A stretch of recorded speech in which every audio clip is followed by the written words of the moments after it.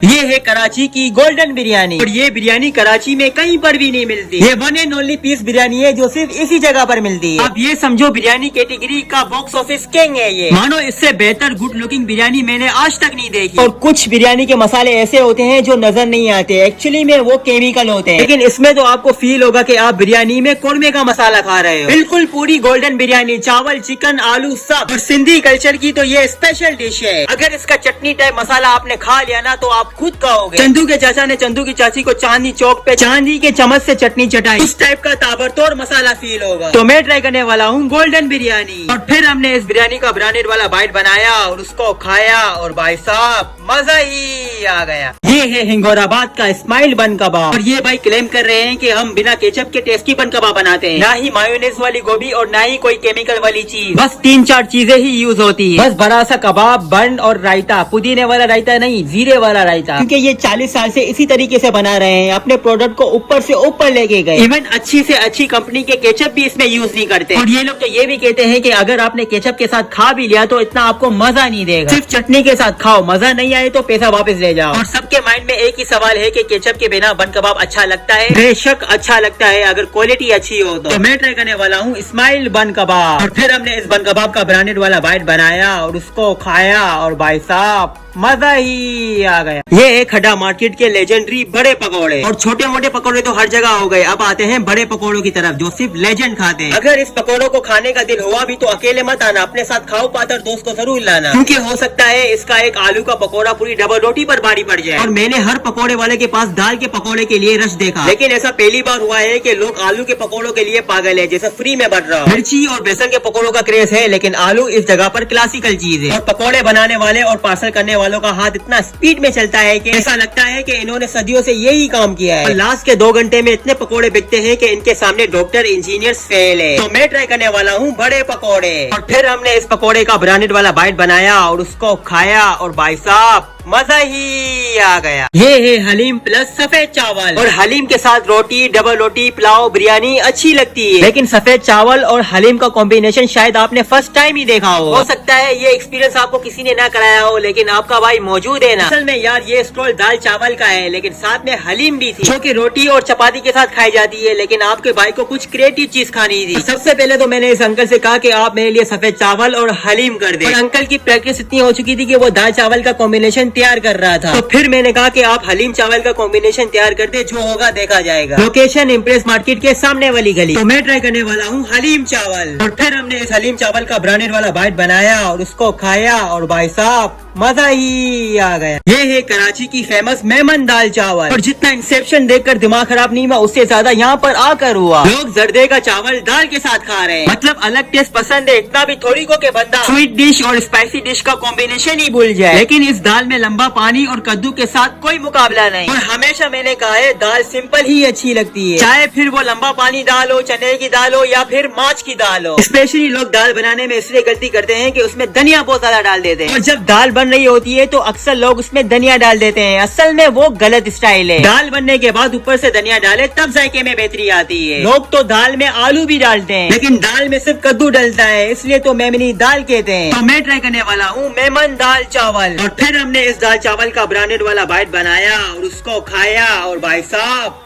मजा ही आ गया।